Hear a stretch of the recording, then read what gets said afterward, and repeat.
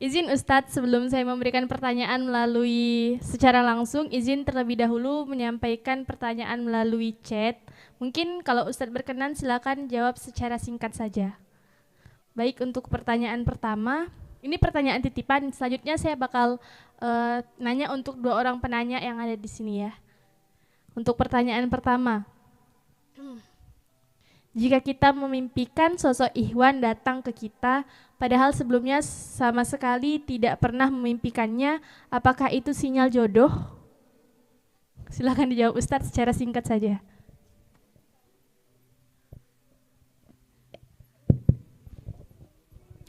Cek, mimpi ya? Pernah nggak yang tahun 2019 mimpinya ini apa? Tetangganya, dah mimpinya teman dekat SMA-nya. Terus 2020 mimpinya teman kuliahnya udah. Terus 2023 mimpinya teman satu apa? Satu tempat sama dia sekarang. Ada nggak? Ada nggak? Ada. Kita apa? Karena apa? Karena nggak mau ngaku aja. Nah, ada. Nah, tuh teman-teman, bahkan pernah ada nggak? Mimpinya kayak nyata. Mimpi dah klik banget sama dia, di mimpinya dia diambil sama orang lain. Ada nggak? Nangis di mimpi itu, nangis sampai terbangun, gitu kan? Tengah malam terbangun karena ternyata mimpinya ditikung sama orang lah, ditikung sama orang lain. Pernah nggak? Apakah itu simbol dari Allah? Kembali lagi teman-teman, yang baik untuk yang baik. Maka sinyal kesiapan itu dari teman-teman semua sendiri. Kalau sudah siap secara ilmu, secara adab, secara akhlak tadi semuanya sudah siap untuk menjadi seorang istri, gitu kan. Maka siapkanlah, pantaskan. Tapi hati-hati, mimpi itu bisa jadi tablis iblis. Hati-hati, karena dia datang ke dalam mimpi, engkau malah menjatuhkan harapan, ya enggak? Menjatuhkan harapan. Maka cek, gitu kan, teman-teman bisa ngecek. Kalau benar dia jodohku, gitu kan, maka Allah akan mempermudah prosesnya. Insya Allah. Kalau kalian sudah siap secara ilmu tadi, secara adab sama akhlak. Karena pernah, jujur ya, pernah gitu kan, datang gitu kan, terus ditikung sama orang lain misalnya. Atau ini sinyal, saya harus apa? Harus segera ngambil dia, harus dia memantaskan dia, gitu kan. Tapi enggak ngelihat diri pribadi. Kalau sudah benar siap, kalau sudah benar dia, Allah takdirkan dia, semua prosesnya akan menuju proses yang Allah ridhoi. Itu paling enggak. Nah, Okay. Jadi dicek lagi. Masya Allah ya Ustadz ya. Jadi itu belum sih, lanjut lah ya pertanyaan kedua ya.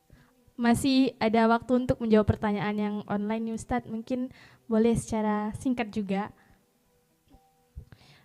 Saya pernah mendengar kata-kata seperti ini. Jika datang kepada kalian seorang laki-laki yang kalian ridhoi agama dan akhlaknya, maka nikahkanlah ia. Jika tidak, maka akan terjadi fitnah di muka bumi dan kerusakan yang besar. Nah, pertanyaannya, bagaimana jika pada saat itu kita dalam keadaan belum siap menikah karena satu dan lain hal?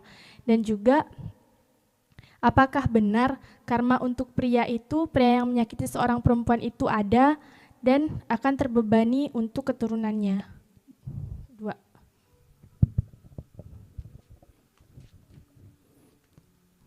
Pertanyaannya high quality banget ya. Yang nanya perempuan, yang jawab saya. Nah, jadi teman-teman, untuk sama-sama belajar ya. Untuk sama-sama belajar. Tadi gimana pertanyaannya, Kak? Yang pertama, kalau misalnya ada seseorang Ikhwan yang baik agamanya dan kita ridho terhadap Ikhwan tersebut, tapi kita tidak bisa terima karena kita tuh belum siap. Kayak saya yang mengalami ya, padahal bukan sebenarnya. Pertanyaan sendiri Kak ya? Nah, jadi kalau ngecek Ikhwan kemarin, dari siapa ya, Ustaz? Cek subuhnya. Kalau pas Ikhwan itu datang, subuhnya sudah di masjid, subuhnya on time, maka dia mampu membangun keluarga. Karena agamanya baik. Apa kita tahu dari agamanya baik? Agamanya baik, ilmunya banyak. Dia seorang pendakwah. Tapi tanya dulu, subuhnya tadi di mana? Kalau subuhnya di masjid, nah, kalau dia on time di masjid, maka sudah layak. Dan di dalam proses pernikahan, dalam proses taman kekeluargaan, keluarga itu bukan masalah saya ini belum siap, bukan masalah dia lebih berilmu daripada saya, dia lebih beragama daripada saya. Kalau sudah memang waktunya ikhwan itu datang, maka tidak ada kesempatan lagi. Nanti jangan sampai pantun, dulu jualan paku sekarang jalan-jalan, dulu kau tolak aku sekarang tinggal penyesalan. Nah, jangan sampai kayak gitu kan. Nah, kalau sudah memang dia datang, kita belum siap, maka siapkan segera, karena belum mungkin datang 2 kali. Itu berarti bukan ayat yang baik untuk yang baik, tapi yang baik untuk mengajak kita menjadi lebih baik, untuk sama-sama ke surga. Itu untuk sama-sama ke surga datangnya. Kalau surga udah datang, masa kita tolak? Surga datang loh, surga datang. Maka mau nggak mau harus siap. Nanti proses siapnya itu ketika setelah menikah. Karena akan paham. Oh, di sini saya belajar. Oh, dia mengajarin saya tidak paham, dia ajarin. You understand? 10. Oke, Ustadz, itu kan tadi ada lanjutannya tuh, kalau misalnya udah dijawab kayak tadi yang karma untuk laki-laki yang menyakiti perempuan. Dari perempuan ini, Ustadz. Tahu tadi konseling terakhir, kalau pengharapannya sudah karena manusia, apa? Maka dia akan datangkan kecewaan. Kalau sudah dia jatuh harapannya pada laki-laki, maka doanya dibalik. Ya Allah, saya terzulimi sama dia. Ya, jadikan nanti dia ditinggalkan sama wanita yang dia sayangi, wanita yang dia cintain. Ya Allah, hati-hati, saya bilang. Allah cuma ngirimkan dia, Allah cuma nitipkan dia. Jangan ngelihat nanti karena laki-lakinya ninggalin kita, terus laki-lakinya kalau timbakan musibah, kita malah seneng. Jangan. Berarti salah. Berarti Anda tidak mau mencinta karena ketakwaan. Anda tidak mau cinta karena ketakwaan. Hati-hati. Jangan mencinta karena ketakwaan. Ayatnya gitu ayatnya. Ayatnya seperti itu. Bangun cinta karena ketakwaan. Kalau enggak, Anda sendiri yang kena. Dimusuhin nanti. Di mana coba dimusuhinya? Di surga nanti dimusuhin. Dia telah Dia telah mengambil hakku, gitu. Telah mengambil hakku, kata laki-lakinya. Kata wanita, dia juga mengambil hakku. Nah, sama-sama lah, saling dibalas sama Allah. Saling sama mengambil hak. Dua-duanya, berarti tidak ada yang benar, dua-duanya salah. Dua-duanya tidak mau cinta karena ketakwaan. Dua-duanya mau mencinta karena sama-sama mengharapkan. Dia mengharapkan wanitanya, wanita mengharapkan laki-lakinya. Salah cinta yang dibangun, bukan cinta yang karena Allah. Saya bilang, kalau cinta yang karena Allah itu, kalau sudah ditinggal, berarti Allah hanya mengirimkan dia supaya raga kita semakin kuat. Begitu juga kalau sudah berumah tangga. Kalau sudah berumah tangga, iyalah rumah tangga itu tidak bisa kekal. Saya bilang tidak bisa kekal. Kalau sudah misalnya suami atau istrinya dulu yang diambil, masih bisa tidak ketemu di surga? Wallahu alam kan. Kalau kalian tidak bangun cinta karena ketakwaan, kalau kalian punya impian, tapi impian kalian yang bangun bukan karena Allah, maka cowok yang Kak, tambah sedikit apa Kak ya? Cowok yang keren itu 5 teman-teman. Cowok yang keren itu 5. Yang pertama, yaitu dia bertanggung jawab. Apa betul bertanggung jawabnya? Dia bertanggung jawab atas apa yang kita prioritaskan, atas apa yang teman-teman prioritaskan, baik itu dari teman-teman sendiri atau orang-orang di sekitar kalian. Itu pria yang cowok yang bertanggung jawab. Kemudian cowok yang punya impian, dia tidak mau keluarganya itu pernikahannya dijalankan flat, dijalankan seperti air yang mengalir. Tidak mau, dia punya cita-cita, dia punya impian, dan impiannya benar. Cita-citanya itu semua ditujukan karena Allah, bukan impian yang hanya dibangun di dunia. Apa contohnya? Saya ingin dari keluarga saya sedekah ke anak yatim 100 juta per bulan, amin. Nah, saya ingin punya banyak pesantren, punya banyak anak didik gitu kan, santri-santri dari keluarga ini, amin gitu kan. Supaya dari sana syafaat saya bersama istri saya bertemu lagi di surga. Itu cinta, impian yang benar. Kemudian yang ketiga yaitu cowok yang penyabar, ndak gampang emosi. Maka tadi kalaulah Rasul dan Umar itu dimarahin tadi kan, di rumah jadi kucing anggo konyura, iya mah udah mah. Nah, itu Umar di dalam, iya mah udah mah, tapi kalau di luar apa lo gitu kan, apa ente gitu kan, kalau di luar jadi singa. Berarti suami itu bukan suami yang gampang marahin istri, setuju enggak? Nah, tapi suami itu adalah suami yang gampang dimarahin istri. Iya, iya mah udah mah gitu kan, ya. Nah, itu dia punya impian. Kemudian yang ketiga tadi apa? Penyabar. Nah, dia penyabar. Kemudian komunikasinya bagus, berkualitas. Komunikasinya berkualitas supaya dia dengan istrinya membangun pembicaraan yang berkualitas, bicara tentang ayat Quran lah, bicara tentang gimana nanti biar keluarga kita punya anak-anak yang hafal Quran, gitulah. Dia bangun cintanya, dia bangun kualitas pembicaraannya karena Allah, takwa. Terakhir yang kelima, cowok itu harus yang punya sifat pemimpin, qawam, harus tegas, harus tegas dia. Nah, itulah, harus tegas menjaga keluarganya. Ku anfusakum wa ahlikum naro. Dia mampu memimpin dirinya sendiri dari api neraka, dan dia mampu memimpin keluarga, istrinya, anaknya dari api neraka. Seperti itu, Kak. Oke, alhamdulillah. Masya Allah, syukran Ustadz untuk ilmunya. Insya Allah kita bakal masuk ke pertanyaan secara langsung. Nah, karena ini tentang jodoh, berdasarkan pengalaman pasti bakal rebutan ya untuk bertanya. Silakan dalam hitungan ketiga, acungkan tangannya, siapa cepat dia dapat. Ini orang dalam, beda segmen. Oke, silakan yang mau bertanya satu, agak jauh biar nampak. 1, 2, 3. Oke, 1. Ada lagi? 1 dulu ya.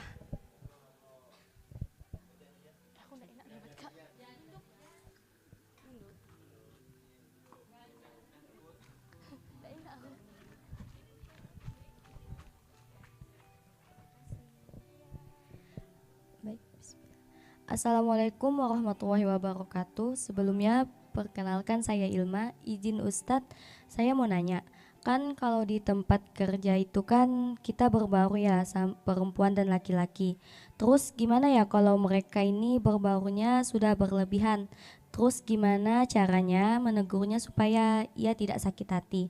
Nah, satu lagi, terus gimana ya dengan mereka yang berpacaran tapi berkedok berpacaran Islami? Kita mau menegurnya tapi mereka malah marah balik. Gimana ya Ustadz? Terima kasih. Wassalamualaikum warahmatullahi wabarakatuh. Boleh langsung dijawab aja Ustadz.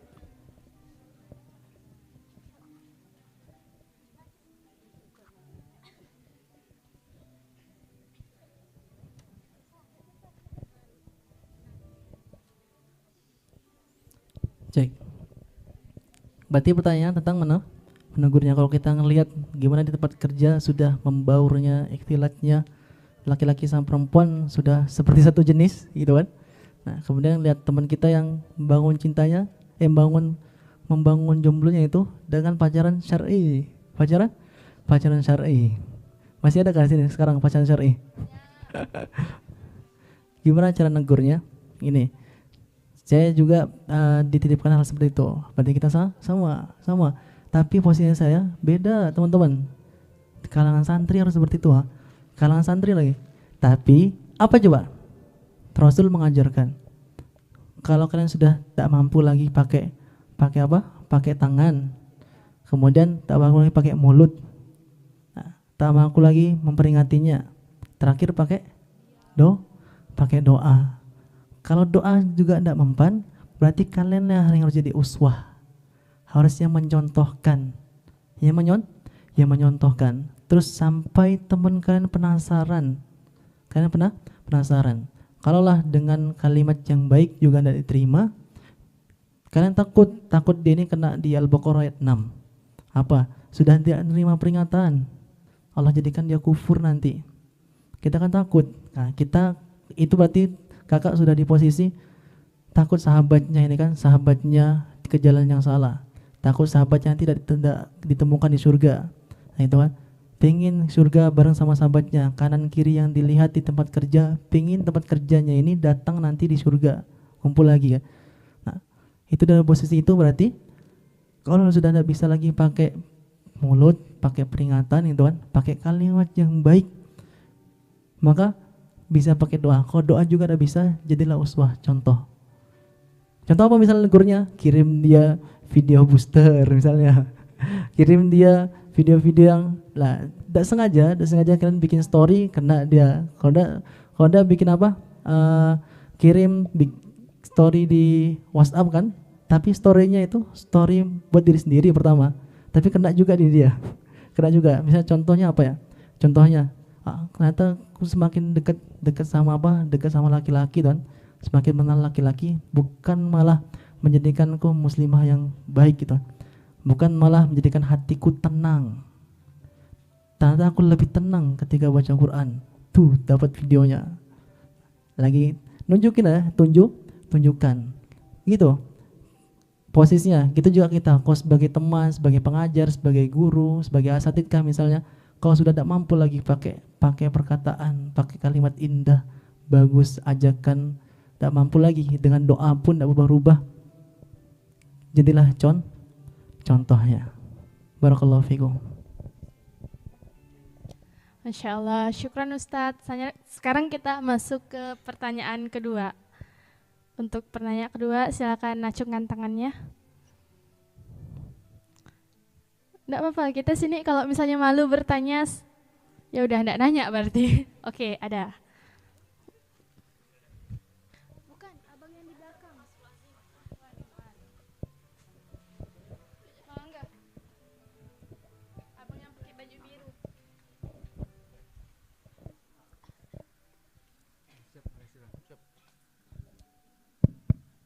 Bismillah. Assalamualaikum warahmatullahi wabarakatuh. Baik, sebelum bertanya, saya sedikit bercerita dulu gitu, sebelum cerita secara singkat lah. Nah, ada satu kasus ya, permasalahan kawan saya gitu. Nah, dia itu udah semester akhir. Nah, kemudian dia semester akhir ini dia mau melanjutkan pendidikan ke S2-nya gitu. Cuman dari satu sisi dia udah lama lah kepengen gitu untuk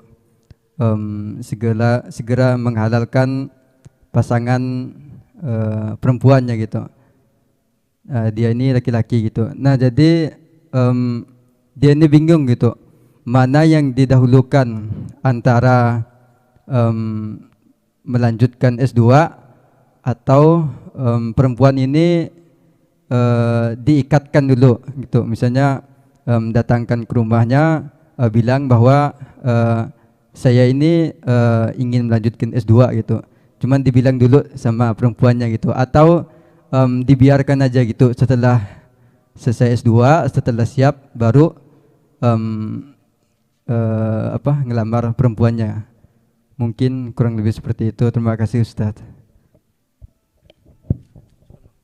Cek, kakak kalau nunggu saya bertahun-tahun mau enggak? Kakak kalau misalnya dikasih harapan tadi kan, nanti tahun 2025 saya datang ya kalau saya sudah siap. Mau enggak? Mau enggak? Nah, ada dua di sini. Satu antara impian ya, dua antara orang yang dia juga impikan. Dua-duanya ada wasilah surga enggak? Ada wasilah surga enggak? Tapi dilihat, kita bisa ngelihat mana wasilah surga paling dekat, gitu kan? Mana wasilah surga paling dekat. Kalaulah misalnya saya melanjutkan S2, nah S2-nya lanjut gitu kan. Cuman pas lanjutkan banyak banyak mudarat yang saya dapatkan. Saya selalu sama wanita yang sudah saya klikkan ini selalu terngiang-ngiang gitu kan. Malah bikin saya tidak semangat misalnya gitu. Tapi bisa sebaliknya, kalau bisa membangunnya bersama sebelum wanitanya diambil sama yang lain. Nah, sebelum Allah cabut terlebih dahulu, tidak dapat nanti.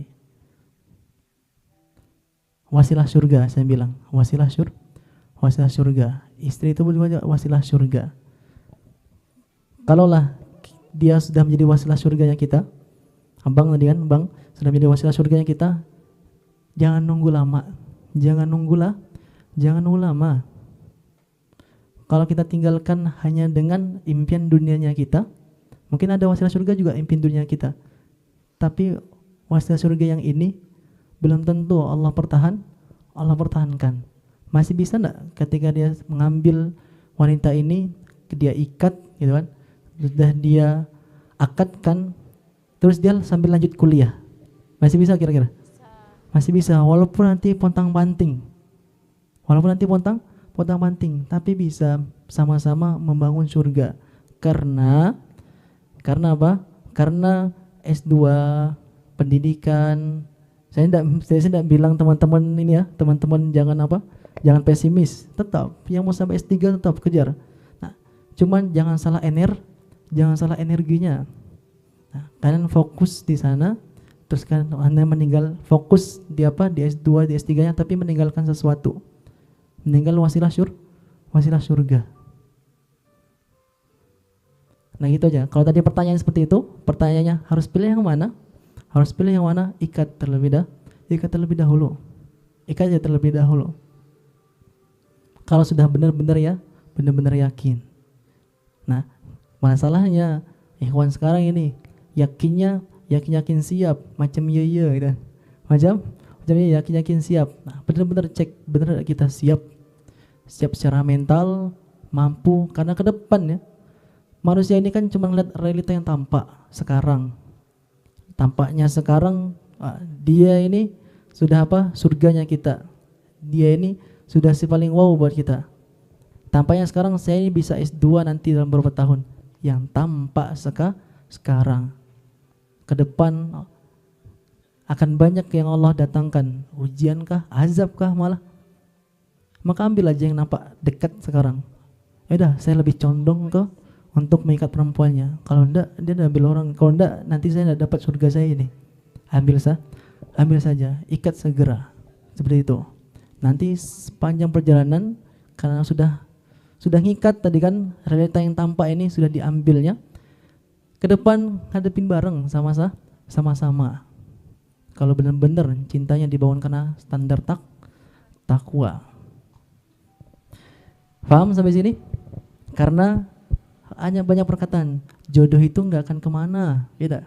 Jodoh itu nggak akan kemana, semuanya karena waktu. Kalau kita fokus sama perkataan ini, Ali bin Abi Thalib itu berusaha, Ali bin Abi Thalib itu bersungguh-sungguh gitu, untuk mendapatkannya bersungguh-sungguh. Kemudian, kalaulah misalnya dia tidak cocok bagi kita, diikhlaskan dan diridhokan, kita ridhoi. Cuma itu aja pilihannya. Jadi jangan percaya kalau jodoh itu nggak kemana. Kalau semuanya masalah waktu. Kalau tidak segera, ya wis sudah. Alhamdulillah.